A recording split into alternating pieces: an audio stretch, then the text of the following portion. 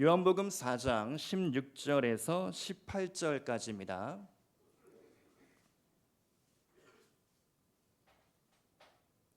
요한복음 4장 16절에서 18절 말씀 우리 다 같이 한 목소리로 봉독하시겠습니다.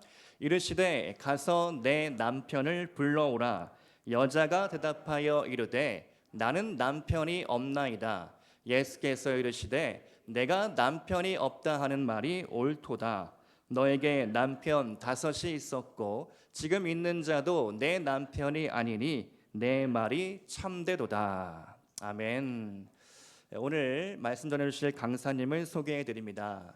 현재 예수전도단 선교단체 본부에서 멤버 케어 책임자로 사역하고 계시고 오랫동안 DTS 예수전도단에서 진행하는 예수제자 훈련학교인데요. 그곳에서 치유 강사님으로 활동하고 계십니다. 개인적으로는 제가 대학생 때부터 이미 간사님이셨습니다. 수십 년의 사역의 노하우가 있으시고 또 특별히 치유 강의를 오랫동안 많이 해오고 계신데요. 오늘 우리가 기대하는 마음으로 말씀 은혜 받기를 원합니다. 회복하신 하나님이라는 제목으로 김준환 목사님께서 말씀 전해주시겠습니다. 나오실 때 우리 뜨거운 박수로 환영하겠습니다. 감사합니다.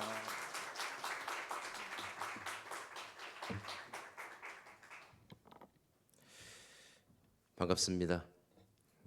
아멘. 처음 뵙죠? 우리 인사 한 번 더 할까요? 우리 옆 사람 보시면서 하나님 당신을 사랑하십니다. 한번 인사하시겠어요? 자, 우리 한 번 더 하실 때는 옆 사람 보시면서 오늘 유난히 아름다우십니다. 한번 인사 한번 하시겠습니까?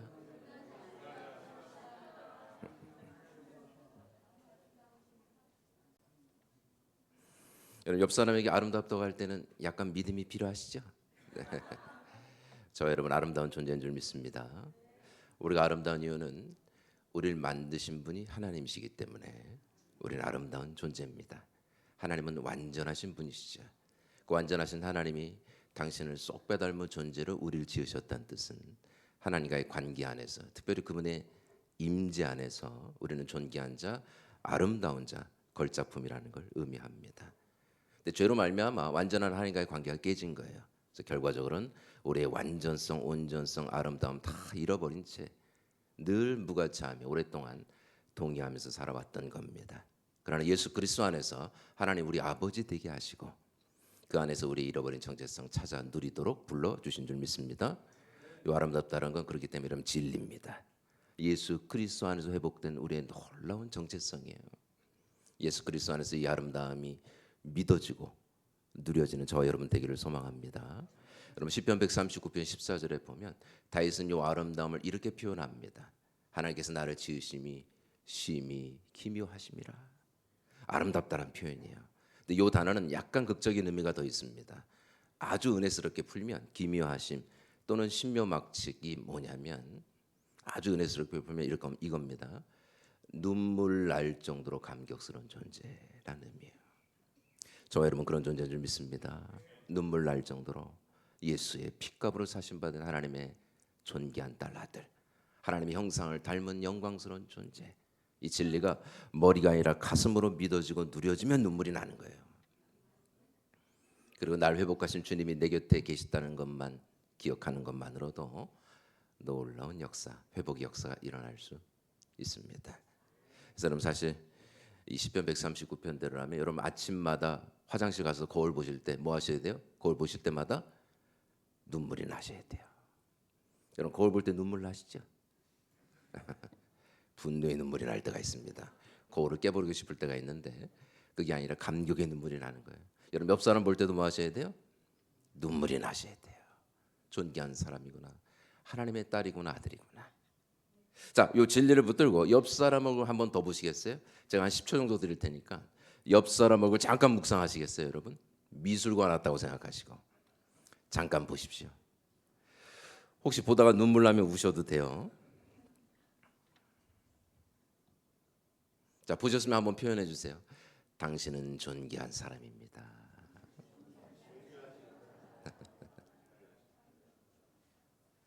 아멘.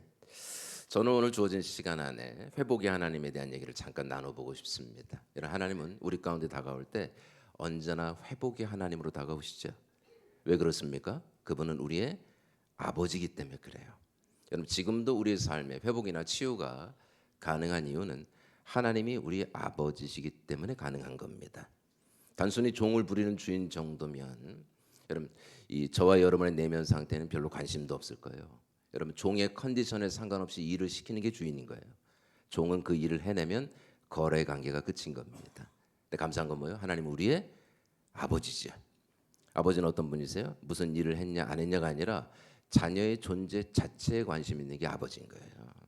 그분은 우리의 눈물과 슬픔에 관심 있으시며 그 모든 아픔을 풀어내시고 잃어버린 내 인생을 찾아주기를 원하신 유일한 한 분, 그분이 바로 우리 하나님 아버지인 겁니다. 그러니까 하나님이 오신다라는 건 회복의 아버지가 오시는 거예요. 그분을 만난다는 건 그가 주시는 회복의 실제가 되는 삶을 사는 것이며 그 회복이 흘러 넘쳐 그 은총이 내 주변 사람들에게 흘러가고 회복이 나눠질 때 놀라운 부흥의 역사가 일어나는 줄 믿습니다. 그래서 여러분, 한 가지 기억해야 될 게 있어요. 여러분, 삶이 힘들어서 서럽게 버겁게 울 때 꼭 기억하십시오. 하나님이 거기 와 계십니다. 왜요? 아버지니까. 내 눈물을 못 견디는 분이 하나님인 거예요. 나의 눈물 한 방울을 닦아주기 원하시고 내 잃어버린 인생 찾아주기 원하신 분이 하나님이신 줄 믿습니다. 오늘 본문 말씀을 이렇게 보면 하나님께서, 특별히 예수께서 한 사람의 인생을 회복하시는 장면을 보게 됩니다. 그래서 우리가 좀 말씀을 좀 보면서 예수께서 한 사람의 인생을 어떻게 회복하시는지, 그리고 회복에 있어서 중요한 요소가 어떤 것이 있는지 한번 좀 말씀을 좀 보면서 살펴보려고 하는데요. 오늘 본문 말씀 그 전에 말씀 너무 길어서 다 읽지는 않았는데 오늘 본문 말씀을 이렇게 보시면 예수께서 제자들과 함께 사마리아를 들어가시는 장면을 보게 됩니다. 여러분 아시는 분 아시겠지만 그 당시 유대인들은 사마리아를 들어가지 않았습니다. 사마리아인들을 너무 싫어했기 때문에 과거 이스라엘이 이방 민족의 포로로 끌려가기 시작했을 때 그들이 부정하게 여기던 이방인들과 몸과 피를 섞었던 자폰했었던 후손들이 사는 호녀달들이 사는 지역이 사마리아 지역이었어요. 그들이 부정하게 여겼던 이방인들과 몸과 피를 섞었던 민족의 순성을 잃어버린 배신자들, 여호와 신앙을 저버린 배교자들로 여겼죠. 그러니까 여러분, 사마리아인들을 부정하게 여겼습니다. 그러니까 사마리아를 통과해서 이렇게 윗지방으로 가면 훨씬 빨리 갈 수 있어요. 직선길로 가기 때문에. 근데 일반적으로 유대인들은 여기를 안 갔습니다. 이렇게 돌아가는 우회 길을 선택했어요. 이렇게 가면요 2, 3일이 더 걸리는 거예요. 불편을 감수하러 가도 사마리아를 안 들어가려고 했었습니다. 어깨라도 부딪혀서 말이라도 섞이면 부정하게 될까 봐. 놀라운 건 예수께서 제자들과 함께 사마리아를 들어가시죠. 여러분, 주님도 사마리아를 들어가실 필요는 없었죠. 길이 없었던 게 아닙니다. 돌아가는 우회길을 선택할 수 있었어요. 더구나 그 당시 주님이 복음을 전하실 때 주 대상은 유대인들이었습니다. 유대인들에게 사마리아 왔다 갔다 한다는 소식이 퍼지면 복음 전파에도 별로 도움은 안 될 수 있어요. 민족의 정서를 충분히 이해하고 주님은 돌아갈 수 있었습니다. 더군다나 주님이 너무 시간이 촉박해서 사마리아를 가신 것도 아니에요. 나중에 보시면 사마리아에서 이틀을 더 유하십니다. 주님은 시간도 넉넉하셨죠. 자 보세요 여러분, 이 모든 정황을 이해할 때 그러면 주님이 사마리아를 들어갔다라는 건 뭘 의미한다고 여러분 생각하십니까? 주님은 분명한 목적을 가지고 사마리아를 들어가게 됐다라는 걸 성경을 통해서 보게 돼요. 그럼 오늘 본문 말씀에서 보게 되는 주님의 목적은 뭐였습니까? 사마리아 여인을 만나기 원하셨던 거죠. 그리고 그녀를 만나시고 그녀에게 참된 회복의 은총을 베푸시고 그녀의 잃어버린 인생을 찾아주기를 주님 원하셨던 겁니다. 우연히 길을 가다가 우연히 사마리아 들어갔는데 우연히 우물가에 앉았는데 우연히 그녀 만난 게 아니라 주님은 그녀를 만나길 원하셨고 그녀를 찾아가셨으며 그녀가 나오는 그 장소에서 그녀를 기다리셨으며 그녀에게 회복의 은총을 베푸신 겁니다. 여러분, 이 주님이 저와 여러분의 주님이신 줄 믿습니다. 이 장면을 통해서 알게 되는 회복의 은혜를 베푸신 하나님의 모습 하나를 발견하게 돼요. 어떤 겁니까? 지금도 여러분 하나님 어떤 분이세요? 2000년 전뿐만 아니라 지금도 이렇게 우리 가운데 우리를 만나기 위해서 주도적으로 다가오시는 회복의 하나님이 되시더라는 거예요. 아멘. 사마리아 여인만 만나러 가시는 게 아니에요. 여러분 지금도 하나님 어떤 분이세요? 끊임없이 나를 만나러 나오시는 분이십니다. 여러분 그분은 회복의 열정을 가지고 나에게 나오세요. 왜요? 아버지니까. 나의 눈물로부터 내 인생 건져주길 원하시니까. 서럽게 울었던 내 인생의 서글픔을 하나님 아시니까 오셔서 내 인생 풀어주길 원하시며 잃어버린 인생을 찾아주길 원하시는 하나님이신 줄 믿습니다. 여러분 하나님은 단 한 번도 우리를 수동적으로 사랑하신 적이 없으세요. 여러분 성경을 보십시오. 늘 하나님이 먼저셨습니다. 나를 불러주시는 분이 누구세요? 하나님인 거예요. 나를 먼저 찾아오시는 분도 하나님, 나를 잡아주시는 분도 하나님. 오늘도 그분은 전심으로 나에게 나오십니다. 왜냐하면 아버지니까, 날 만나길 원하시니까. 여러분 우리가 그분 애써서 그분을 외면하고 살아서 문제지, 하나님과 거리 두고 살아서 문제지, 하나님 만나기 어려운 분이 아니에요. 그분은 오늘 여기 이미 와 계신 분입니다. 여러분 어떤 때 내적 치유나 회복에 대한 이렇게 강의하면 강의를 들으면서 어떤 분들은 서서히 기분이 안 좋아지는 분들이 있으세요. 참 놀라운 건 치유 강의를 듣는데 기분이 안 좋아지는 거예요. 왜냐하면 내 옆에 좌우 양옆에 사람들이 회복하는 모습이 보이는 겁니다. 어떤 사람 울기도 하고 표정이 바뀌고 기쁨이 회복되는 게 눈으로 보이고. 근데 놀라운 건 자기는 눈물 한 방울 안 나는 거예요. 서서히 기분이 안 좋아집니다. 그래서 그런 생각합니다. 야 하나님 대단하시다. 내적 치유 시간에 나한테 상처를 주시는구나. 다 만나시고 나 또 안 만나 주시는구나. 절묘하게 비껴가신 하나님. 여러분 어떤 분들에 있어서 하나님은 말 그대로 비껴가시는 하나님인 거예요. 응답받는 사람 따로 있고 거절받는 사람 따로 있는. 앞사람까지 은혜 주셨다가 점프해서 뒷사람부터 다시 은혜를 주시는. 여러분 이런 반응은 하나님에 대한 오해 때문에 나타나는 현상입니다. 여러분 꼭 기억하셔야 합니다. 하나님은 절대로 우리를 비껴가지 않으십니다. 그분은 내가 나 하나님 만나고 싶어하는 것보다 날 더 만나기 원하세요. 그리고 나오시고 반드시 우리를 만나 주시는 분인 줄 믿습니다. 무리 가운데 날 만나는 것도 아니에요. 하나님께서 우리를 만난다는 뜻은 온 우주에 나 한 사람 있는 것처럼 만나 주시는 거예요. 나에게 바라보시고 나에게 집중하시고 나의 고통 가운데 다가오시는 하나님. 오늘 이 아침 하나님 만나는 날 되는 줄 믿습니다. 하나님께서 그녀를 기다리시고 만나시죠. 그리고 그다음 주님께서 뭐 하세요? 그녀와 대화하십니다. 여러분 요즘 같은 시대에 남자가 여자랑 말하는 거 큰 문제 아니에요. 근데 그 당시는 굉장히 이례적인 행동이었어요. 굉장히 이렇게 파격적인 행보였습니다. 그 당시 유대인들은 공개적인 장소에서 여자랑 대화를 하지 않았었습니다. 여자를 존중하는 문화도 아니었고 공개적인 장소에서 어떤 한 여인과 대화하면 이 소문이 퍼질 수 있기 때문에 그 부정적인 도덕적 평가를 받을 수 있었기 때문에 굉장히 금기시하는 행동이었습니다. 그러니까 여러분 전통 유대인들은 공개적인 장소에서 아내나 장모님을 봐도 말을 안 건넸다 그래요. 혹시 도덕적 부적적 평가를 받을 수 있었기 때문에 누가 어떤 사람이 공개적인 장소에서 한 여인과 대화하더라 이런 소식이 퍼지면 별로 안 좋은 거예요. 굉장히 조심했던 행동이었습니다. 근데 놀라운 건 주님은 공개적인 장소에서 사마리아 여인과 대화하세요. 여러분 우물가는 공개적인 교제가 가능한 장소였어요. 더군다나 사마리아 여인과. 여러분 유대 랍비들은 유대 청년들 이렇게 모아놓고 사마리아 여인들을 굉장히 부정적인 여인들로 가리켰다고 합니다. 아주 부도덕한 여인들로. 혹시 젊은 호기에 사마리아 여인과 혼인이라도 할까봐. 놀라운 건 주님께서는 공개적인 장소에 그들이 부정하게 여겼던 한 여인 사마리아 여인과 대화하고 계시는 겁니다. 여러분 나중에 보시면 제자들이 와서 예수님 보시고 이상히 여겨요. 이 단어는 충격적인 놀람을 뜻합니다. 그러니까 제자들이 너무 놀라는 거예요. 공개적인 장소에서 한 여인, 특별히 사마리아 여인과 주님이 대화를 하고 계시니까. 근데 주님, 이 제자들은 그럼에도 별 얘기 안 하죠. 왜냐하면 늘 주님은 충격적이셨기 때문에.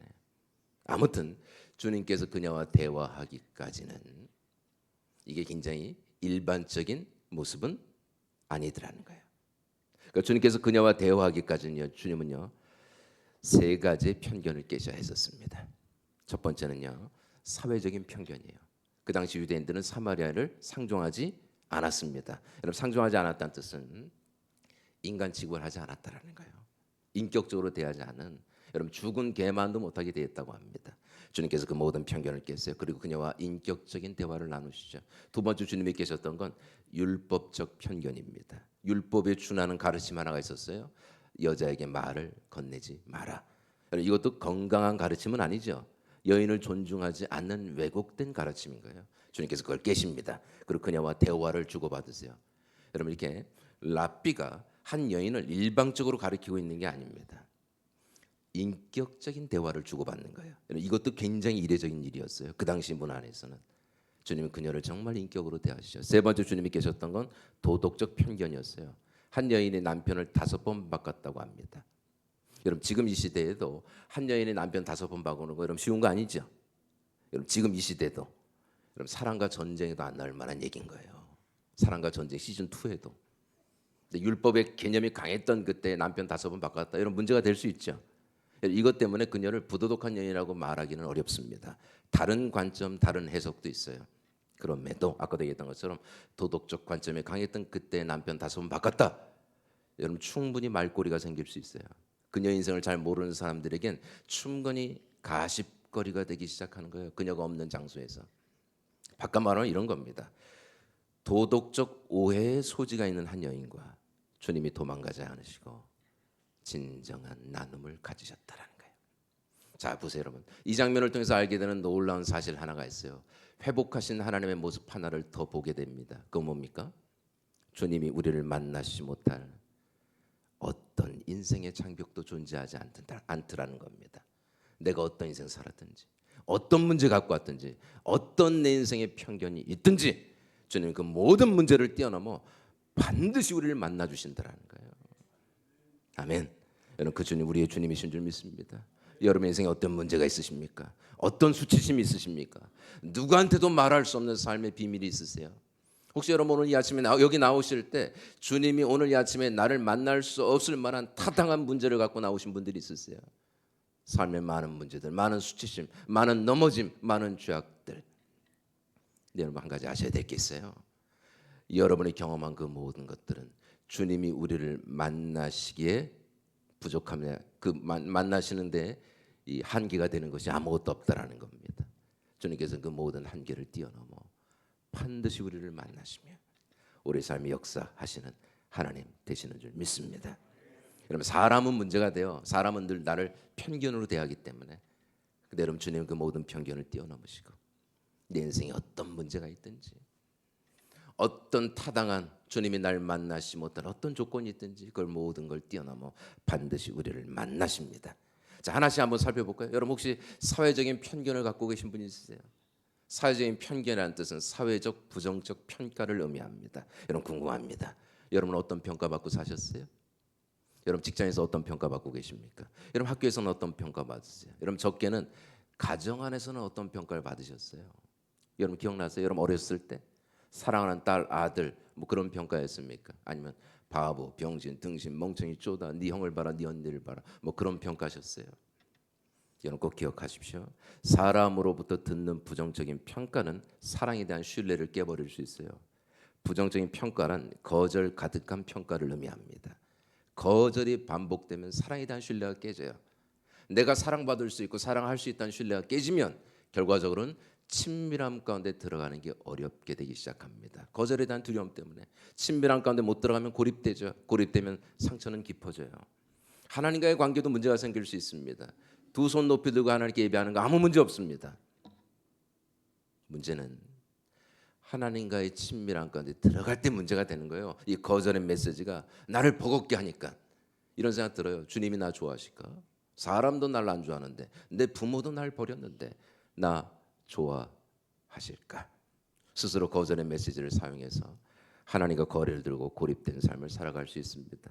여러분 한 가지 아셔야 되겠습니다. 하나님은 사람의 편견으로 우리를 대하지 않으십니다. 오히려 부정적인 편견이 있으시면 하나님께서 그 부정적인 편견을 뭐 하세요? 가져가세요. 그리고 하나님 우리를 대하실 때는 늘 원가치로만 우리를 대하십니다. 성경에서 강조하는 원가치는 자녀됨의 가치예요. 하나님께서 우리를 대하실 때는 사랑하는 딸, 사랑하는 아들로만 대하시지 자녀로 대하시는 거예요. 그러니까 바꿔 말하면 이런 겁니다. 사람들이 여러분을 안 좋아했다고 해서 하나님도 여러분 안 좋아할 거로 생각하지 말라는 거예요. 사람은 날 싫어해도 하나님은 나를 환영하시며 모든 거절의 메시지를 걷어가시고 오늘 나를 존재로 받으시는 유일한 한 분이 되시는 줄 믿습니다. 두 번째, 여러분 율법적인 편견이 있으세요? 율법적 편견이란 뜻은 바꿔 말하면 요즘 시대로 치면 경건의 기준들이라고 말할 수 있겠어요. 한 사람을 경건하다고 평가할 수 있는 평가의 기준들. 여러분 궁금합니다. 여러분 경건의 기준들을 잘 메꾸고 살고 계십니까? 여러분 기도하세요. 묵상하십니까? 전도하십니까? 하나님을 따라가는 삶을 성실하게 사십니까? 경건의 기준을 메꾸시면서. 근데 문제가 뭐예요? 경건의 기준은 둘째치고 5분 간격으로 죄를 지며 살아갈 때가 있더라는 거예요. 전 궁금합니다. 여러분 몇 분 간격으로 죄 짓고 사시는지. 저는 정직하게요. 5분 간격으로 저는 죄를 진 적이 있어요. 여러분 제가 5분 전에 회개하고 5분 후에 그 죄를 또 짓더라고요. 여러분 무슨 미친놈 같더라고요. 무슨 죄 짓는 기계도 아닌데 여러분 제가 5분 전에 회개했어요. 제가 5분간의 외로움을 못 견뎠습니다. 그리고 은밀한 죄를 끊임없이 졌던. 그러면서 여러분 제가 교회를 다닐 때는 직분을 5개 이상을 맡았던 거의 엘리트 수준, 영적인 엘리트 수준의 취급을 받았어요. 여러분 제가 혼자 있을 때는 은밀한 죄를 져도 교회에서는요 누구보다도 인정받는 청년이었습니다. 신학생이었고 선교단체에 있었으니까 저 괜찮게 봤어요. 교회가 500명이 넘어가는데도 무슨 일만 생기면 늘 저를 찾았어요. 저 괜찮게 봤으니까. 여러분 심지어 저한테 성가대 지휘까지 맡기더라고요. 음악을 한 번도 해본 적이 없는 저한테 믿음이 좋으면 음악을 할 거라고 생각하신 거예요. 그래서 여러분 곤란할 때가 많았습니다. 한 번은 성가대 지휘를 하는데 지휘 도중에 노래가 끝나더라고요. 여러분 손을 흔들고 있는데 찬양이 끝나버리더라고요.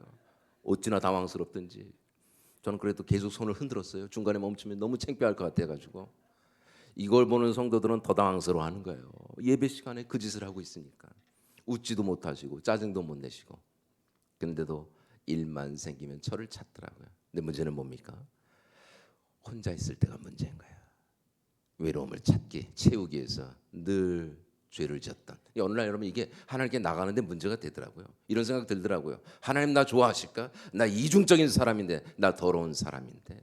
나중에 알았습니다. 하나님은 나의 행위를 보고 나를 거절하신 분이 아니라 언제나 나를 존재로 받아주시는 진정한 아버지가 되셨다라는 걸 저는 알았어요. 다시는 주님께 나갈 때 거절받지 않는다라는 걸.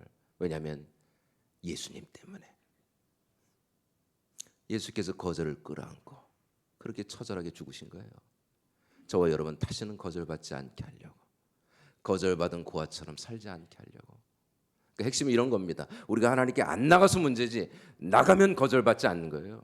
만신창이가 됐든 뭐가 됐든 그분께 나가기만 하면 오히려 나를 향해서 달려오시는 영원한 아버지를 만나게 될 줄 믿습니다.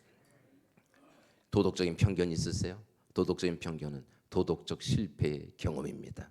여러분 묻고 싶습니다. 과거에 누구에게도 말할 수 없는 도덕적인 실패가 있으셨어요? 어떤 분은 도벽이 있으셨다 그러더라고요. 자기는 자전거 훔치면서 하셨다고. 근데 도덕적이라고 말할 때 가장 문제가 되는 건 성적인 실패의 경험일 수 있어요. 모든 죄는 몸 밖에 있지만 성적인 죄는 몸 안에 짓는 거니까. 여러분 정죄감으로만 치면 성적인 죄, 성적인 실패감의 수치가 가장 오래 갈 수 있어요. 그리고 여러분 사단이 우리를 공격할 때도 대부분 욕을 건들 때가 많습니다. 막 두 손 들고 막 예배해도 사단이 와서 한마디 합니다. 야, 너 더러운 사람이야. 내가 네 인생을 하는데 네 과거를 다 아는데 너 은혜 받으면 부흥회 집회 참여하면 네 인생 바뀌어? 너 더러운 사람이야. 딱 손을 들어가지고 저 여러분의 숨겨진 정죄감을 한번 팍 칩니다.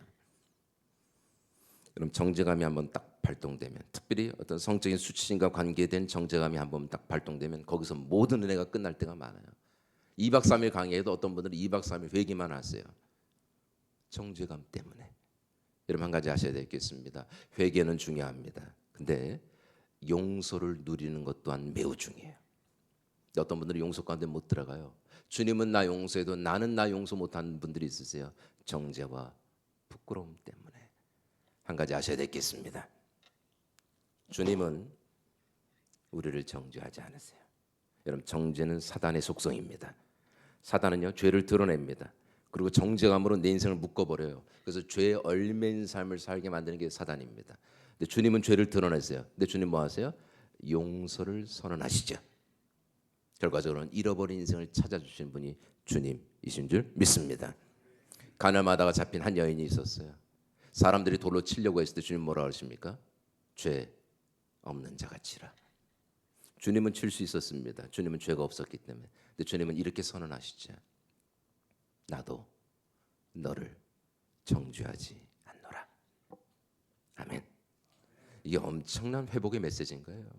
내 딸아, 이제 내가 너에게 용서를 선언하노라. 돌아가. 다시는 죄 짓지 마라. 바꿔 말하면 죄로부터 네 인생의 정체성을 찾지 마라. 내가 이제 너를 자유케 하노니 이제 너의 인생을 살고 너의 삶을 누리라. 내가 너를 회복하노라. 오늘 그 주님이 저와 여러분의 주님이신 줄 믿습니다. 자, 결론은 이겁니다. 하나님이 오늘 반드시 우리를 만나신다라는 거예요. 어떤 문제를 갖고 왔든지 오늘 이 자리에 여러분의 어떤 컨디션으로 어떤 상태로 여기 왔든지 주님이 오늘 날 만나는 데는 아무런 문제가 안 돼요. 모든 문제를 뛰어넘어 그분은 우리 심령 깊은 곳에 다가오실 줄 믿습니다. 주님께서 그녀와 대화하시죠. 근데 무슨 대화하시냐? 그녀와 물 얘기를 하십니다. 물 달라. 그녀가 뭐라 그러죠? 왜 나한테 달라고 합니까? 근데 주님이 이렇게 얘기하세요. 내가 누군지 알았으면 넌 나한테 달라고 했을 것이다. 내가 주는 물을 먹는 자는 영원히 목마르지 않을 것이다. 그녀가 얘기합니다. 그런 물 있으면 주십시오. 그 주님 뭐라 하세요? 내 남편을 데리고 와라. 여러분 잘 보세요.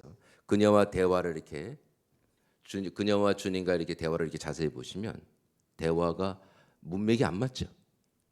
물 주세요. 남편 데리고 와. 거의 여러분 동문서답 수준의 대답인 거예요. 잘 생각해 보십시오. 왜 갑자기 주님은 남편 데리고 오라고 하셨을까요? 그 대화에서 남편 얘기 나올 건 아닌데. 자, 이런 겁니다. 여러분 그녀는 지금 외적인 필요를 채우려고 주님께 다가가고 있는 거죠. 근데 놀라운 건 주님은 그녀에게 어떻게 다가가고 있어요?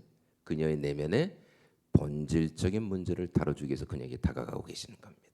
그러니까 주님 주신 메시지는 이런 겁니다. 내 딸아, 너 나한테 물 달라고 했어. 너 그거 굉장히 잘한 거다. 너가 나에게 뭔가를 구했다는 것 자체가 잘한 거야. 근데 내가 너의 인생을 볼 때 너의 인생의 진정한 삶의 문제의 본질은 물을 못 먹어서 목마른 건 아니다.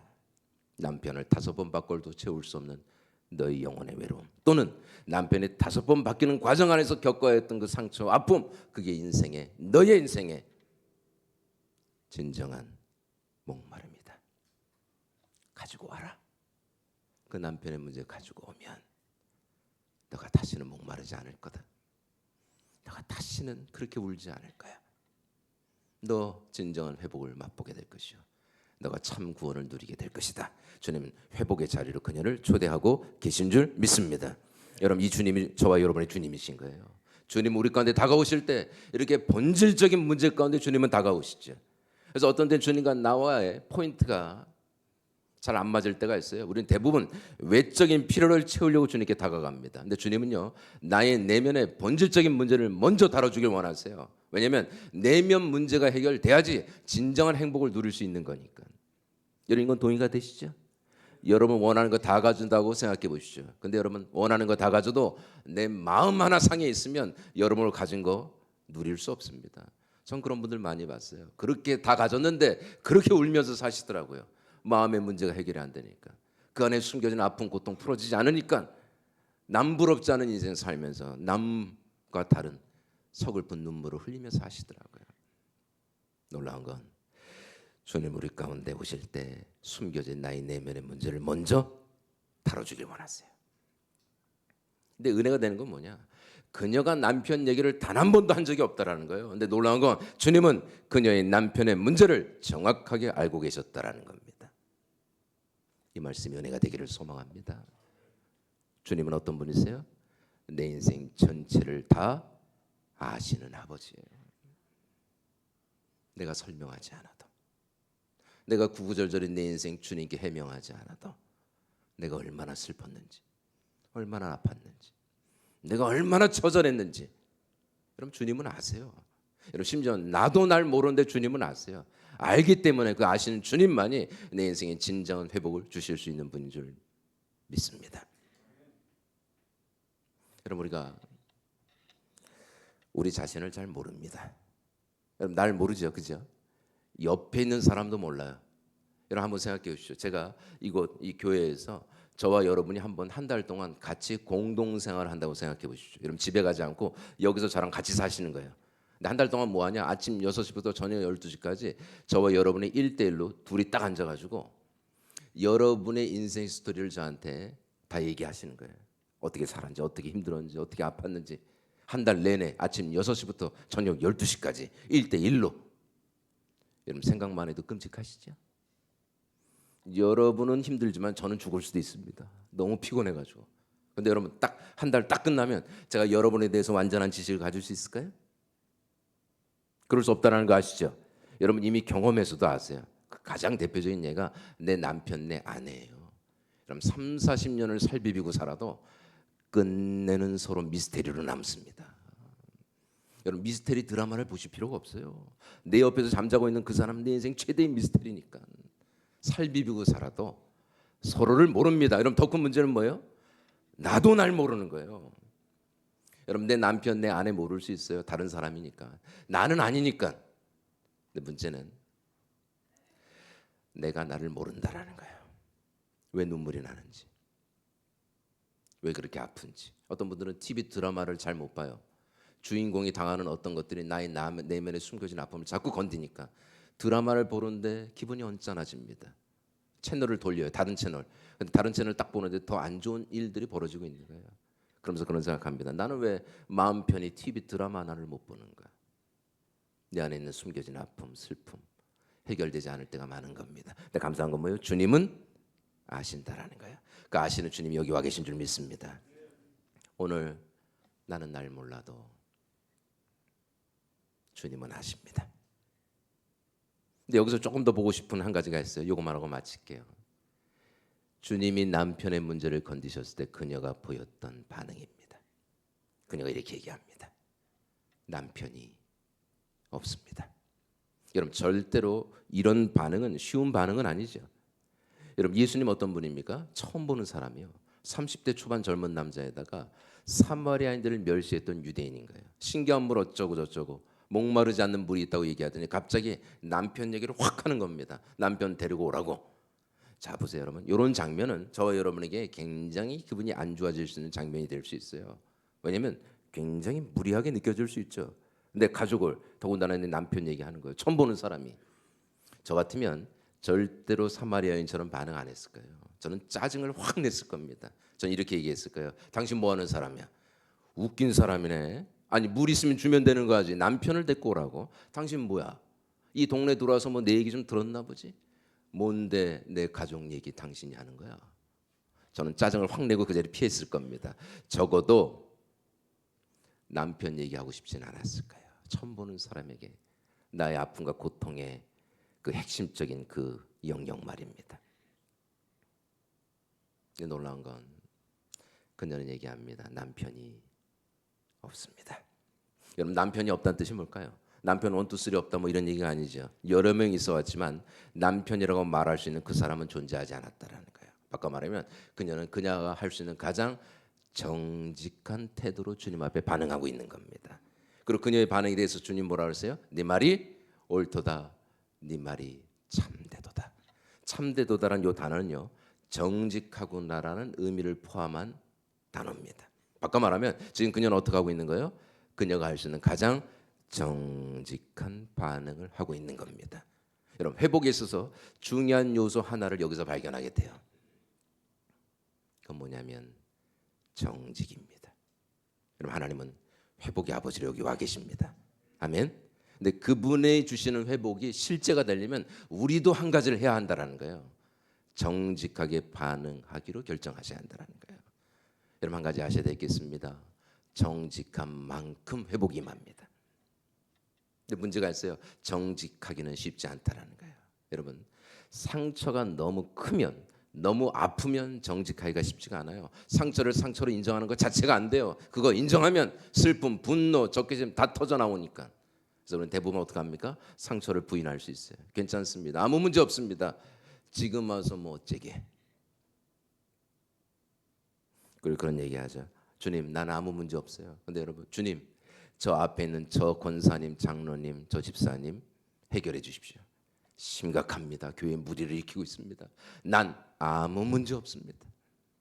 늘 치유를, 회복을 비껴갈 수 있어요. 근데 여러분 정말 회복을 누리길 원하십니까? 정말 여러분이 누리길 원한다면 오늘 해야 한 가지가 있습니다. 괜찮다고가 아니라 정직하셔야 돼요. 정직한 만큼 회복이 많은 줄 믿습니다. 그럼 정직이란 뭘까요? 아주 쉽게 얘기하면 정직이란 있는 모습 그대로 하나님께 나가는 게 정직이에요. 깨어진 모습 그대로, 상한 모습 그대로. 여러분, 하나님께 나갈 때는 옷 갈아입고 안 나갔어도 됩니다. 찢겨진 옷 입고 나가면 그분이 새 옷을 입혀주실 거예요. 하나님께 기도할 때 너무 괜찮다고 기도하지 마세요. 하나님은 괜찮다고 해도 괜찮지 않은 줄 정확하게 아세요. 이미 다 알고 계신 하나님께 여러분 거짓말할 필요가 없는 겁니다. 차라리 이렇게 기도해 보십시오. 하나님, 나 죽고 싶어요. 하나님, 난 어떤 땐 죽이고 싶어요. 하나님, 난 포기하고 싶어요. 단 한 번도 한 적이 없는 그 얘기 하나님 아버지께 하실 수 있습니다. 그리고 정직한 심령 안에 뭐가 부어져요? 하나님 아버지의 위로가 부어집니다. 아멘. 우리 옆에 분이 한번 고백해 주시겠어요? 하나님께 정직합시다. 이렇게. 여러분, 정직함으로 나가서 두 가지 하시면 됩니다. 첫 번째는 정직한 고백을 주께 드리십시오. 두 번째는 정직한 눈물로 나가십시오. 여러분, 정직한 고백이라고 말할 때는 시편 142편을 보시면 좀 도움이 되실 거예요. 나중에 한번 보세요. 이게 다윗의 교훈시입니다. 다윗이 정말 힘든 시간을 보낼 때 어떻게 그 고통의 시간을 견뎠는지 삶으로 교훈하는 교훈 시편이에요. 근데 여러분, 다윗은 너무 힘들 때 놀랍게도 정직했다고 성경은 선언합니다. 그의 정직한 표현을 성경에서 이렇게 표현해요. 여호와여, 내가 내 원통함을 주 앞에 토하나이다. 우한을 진술하나이다.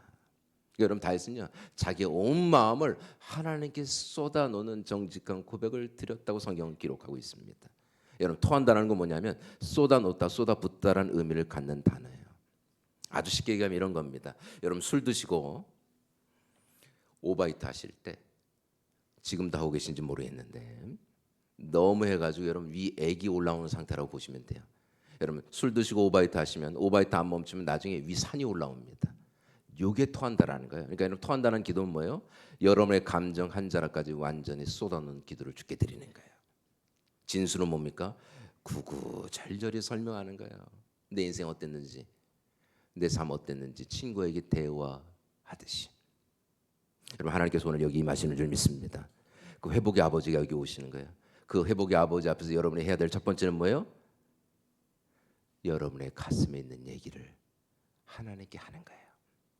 한 번도 해본 적이 없는 그 얘기를 마치 친구에게 대화하듯이. 오늘 여러분, 하나님께서 임하셔서 우리의 얘기를 들으시는 줄 믿습니다. 한 번은 제가 집에 갔더니 저희 첫째가 오더라고요. 그래서 하는 말이, 내가 이제부터 엄마를 고발하겠다 그러더라고요. 아빠가 집에 없어서 문제지 엄마는 심각한 상태에 이르렀다. 아빠가 집에 자주 없어서 문제지 엄마는 문제가 많다. 그리고 엄마를 고발하는데 한 30분 고발하더라고요. 근데 문제는 자기가 잘못한 건 하나도 얘기를 안 하더라고요. 여러분, 저는 그 분위기 다 알거든요. 아들이 뭘 잘못하고 있는지. 자기 얘기 안 하더라고요. 오로지 엄마가 잘못한 거 한 30분. 한 30분 얘기가 끝날 때쯤, 여러분 저도 아빠니까 저도 한마디는 해야 되잖아요. 그리고 제가 한마디를 하려고 했더니 아들이 얘기하더라고요. 내 얘기는 끝난 것 같다고. 그럼 이만 가보도록 하겠다고 가버리더라고요. 자기 혼자 말하고 자기 혼자 웃으면서 풀어져서 가더라고요. 여러분, 아들에게 있어서 은혜가 되는 건 뭐예요? 무슨 얘기해도 그 얘기를 들어주는 아빠가 있다라는 거예요. 여러분, 저와 여러분에도 그 아버지가 있다라는 거 아십니까? 영원한 한 아버지, 우리 하나님 아버지가 오늘 우리 얘기를 들어주세요. 그 아버지 앞에 여러분의 온 마음을 토하십시오. 그리고 여러분, 그렇게 정직한 고백을 드리다 보면 어느 순간 눈물이 벅차 오르실 때가 있을 거예요. 여러분, 그럴 때는 어떻게 하셔야 돼요? 펑펑 우시는 거예요. 눈물이 아픔을 씻을 때까지 정직한 눈물로 나가십시오. 자, 여러분, 희소식이 있습니다. 우셔도 됩니다. 아멘. 이게 희소식이에요. 누구 앞에서? 하나님 아버지 앞에서. 여러분, 내 눈물을 받아주는 누군가 내 옆에 있다는 건 축복이에요. 근데 여러분, 그 사람도 내 인생 다 받아줄 수는 없습니다. 아무리 마음이 넓어도 여러분, 그 사람도 아픈 사람이에요. 근데 여러분, 내 눈물을 받아주는 유일한 한 분이 계세요. 하나님 아버지가 우리의 눈물을 받으시죠. 여러분, 참고로 예수님도 우셨던 거 아십니까? 여러분, 예수님조차도. 여러분, 예수님이 나사로 무덤 앞에서 우세요. 나사로가 죽었다고. 그리고 울던 그 주님이 그다음 뭐 하세요? 나사로를 살려내십니다. 주님은 천국의 소망, 부활의 능력 다 갖고 계셨어요. 그러니까 나사로가 살 걸 아셨죠. 그러니까 주님은 우실 필요가 없었던 거예요. 근데 주님은 우세요. 왜냐하면 그분은 하나님이셨지만 그분은 참 인간이셨죠. 사랑하는 사람을 잃어버린 건 아픈 겁니다. 주님은 그 아픔을 표현하세요. 사람들이 있는 앞에서 자기의 감정을 드러내시는 주님, 오열하시는 하나님, 통곡하시는 창조주, 서럽게 우시는 나의 주님. 그럼 주님이 우셨어요. 주님은 혼자 운 게 아닙니다. 사람들이 있는 앞에서 우셨어요. 정직한 눈물로 아픔을 표현하신 주님. 여러분 얼마나 은혜가 되십니까? 주님이 우셨다는 건 뭐예요? 주님이 저와 여러분의 눈물을 이해하신다는 거예요. 그러니까 여러분 눈물 없이 살 수 없는 내 고달픈 인생은 주님은 아세요. 우셔도 됩니다. 여러분 서럽게 울 때 하나님은 절대로 화내지 않으세요. 여러분 너무 힘들어서 우는데 화내시는 하나님 만나신 적 있으세요? 하나님 막 오셔가지고 막 짜증을 내시면서 울지 마. 너만 힘들어? 다 힘들어. 70억 인구가 힘들다. 너 힘들 때 어떻게 해야 돼? 주먹 꽉 져라. 어금니 꽉 깨물어. 근데 분명히 얘기했지. 인생 쉽지 않다고. 인생 쉽지 않다. 그리고 한마디 더 하세요. 너 한 가지 알아야 될 게 있어. 잘 들어라. 잘 들어. 나도 힘들어. 너 한 사람이지 난 70억 돌봐야 돼. 너 기도 좀 한다면서. 신앙의 연수가 있다면서 뭐 그렇게 울고 그래. 울지 마. 인생 쉽지 않아. 그냥 가버리시는 주님이 아니라 오늘 우리의 눈물을 받아주세요. 아멘. 우리 옆에 분이 한번 얘기해 주시겠어요? 울어도 됩니다. 한번. 오늘 이 짧은 시간이지만 마음껏 우십시오. 여러분의 가슴에 있는 얘기 하다가 눈물이 나면 오늘은 우셔도 돼요. 아버지니까. 그리고 그런 정직한 심령으로 우리가 나가면 그 다음에 부어지는 건 뭐예요? 아버지 위로가 부어집니다. 남편이 없습니다. 그때 주님 뭐라 하세요? 네 말이 옳도다. 여러분 이게 굉장한 위로의 반응인 거예요. 주님은 그녀의 말을 있는 모습 그대로 받아주시죠. 평가하거나 제한하거나 가르치지 않으세요. 내가 네 인생 다 아는데 너 주변의 사람들 다 봤는데 남편이 없다니 뭐 이런 얘기 안 하세요. 이렇게 얘기하세요. 네 말이 맞아. 너가 왜 그렇게 말하는지 알아. 네 말이 맞아. 그녀의 있는 모습 그대로를 용납해 주시죠. 이 여러분 이게 위로의 반응인 겁니다. 요즘 표현으로는 공감이라는 표현을 써요. 근데 예수께서 베푸시는 공감은 신적인 공감인 거예요. 그녀가 말하지 않은 모든 문제를 다 말하시고 그녀에게 진정한 용납을 베푸시죠. 오늘 그 주님이 여기 와 계십니다. 말씀을 정리하겠습니다. 오늘 하나님은 회복의 아버지로 여기 와 계십니다. 아멘. 오늘 여러분 딱 해야 될 거 한 가지가 있어요. 마음을 열고 하나님께 나아가 그냥 하고 싶었던 얘기를 한번 해보십시오. 너무 멋진 기도 안 하셔도 돼요. 여러분 자녀가 아버지 앞에 나갈 때 대단한 격식을 갖추지는 않죠. 그냥 달려가 아버지 품에 안겨서 하고 싶은 얘기하는 게 자녀니까. 여러분 오늘 그렇게 하시면 돼요. 그냥 그 품에 안겨서 한 번도 해본 적이 없는 그 얘기 오늘은 해보세요. 나 힘들었다고. 나 두려웠다고. 나 너무 아팠다고. 어떤 얘기도 좋아요. 한번 눈을 감아보시겠어요? 여러분의 손을 여러분의 가슴에 한번 대보시겠습니까?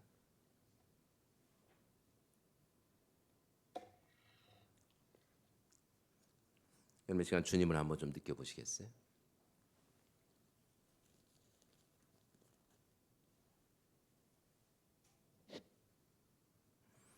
오늘 또 특별 집회니까 금방 안 끝내고 잠깐 기도할게요.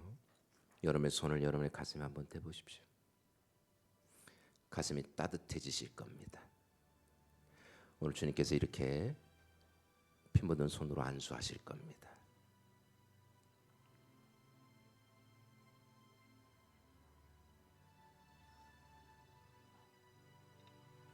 여러분 시간에 주님을 한번 좀 느껴보세요. 주님이 피 묻은 손으로 안수하시고 이렇게 물어보실 겁니다. 아들아, 너 얘기 좀 해봐. 너 그동안 어떻게 살았어? 넌 늘 괜찮다고 말했지. 너 근데 괜찮지 않았다. 넌 늘 외로웠고 늘 아팠으며 늘 서러웠노라. 내 딸아 얘기 좀 해봐. 넌 늘 웃고 살았지만 너의 마음은 늘 슬픔으로 가득 찼노라. 물어보실 거예요. 그러니까 하나님께 여러분의 가슴에 있는 얘기를 하시면 됩니다.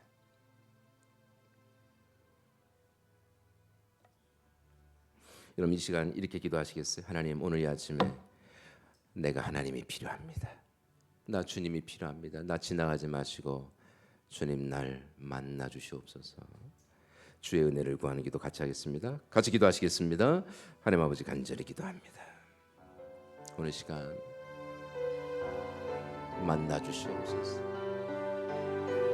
만나 주시옵소서.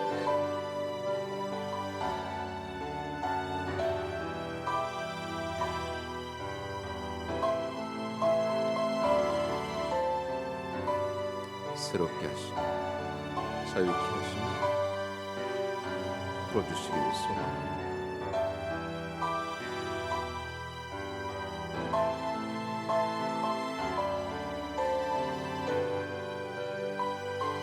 만나 주시옵소서. 오늘 이 아침에 내가 주님이 필요합니다. 만나 주시옵소서.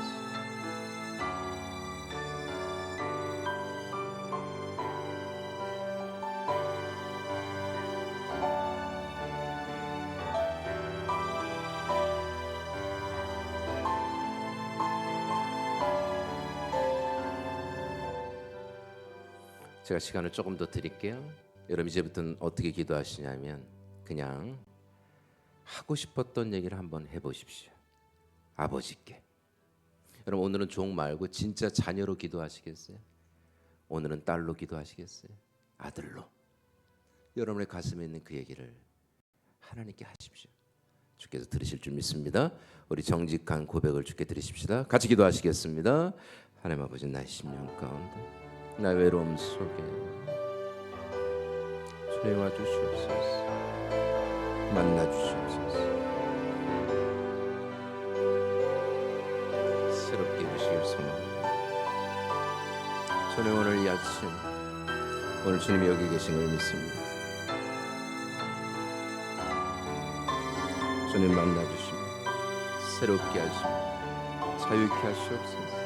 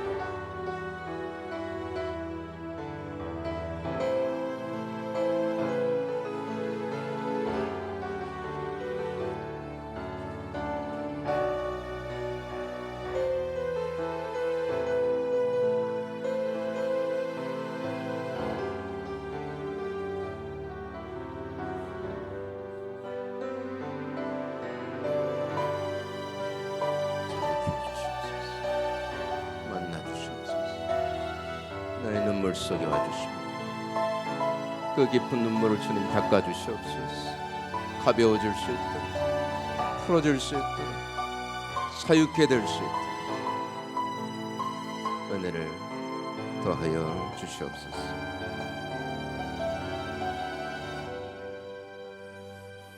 제가 기도하겠습니다. 하나님 아버지, 오늘 여기 계신 걸 믿습니다. 오늘도 그 회복의 열정으로 다가오시는 나의 아버지, 하나님 오늘 이 아침에 우리가 정직하게 하시옵소서.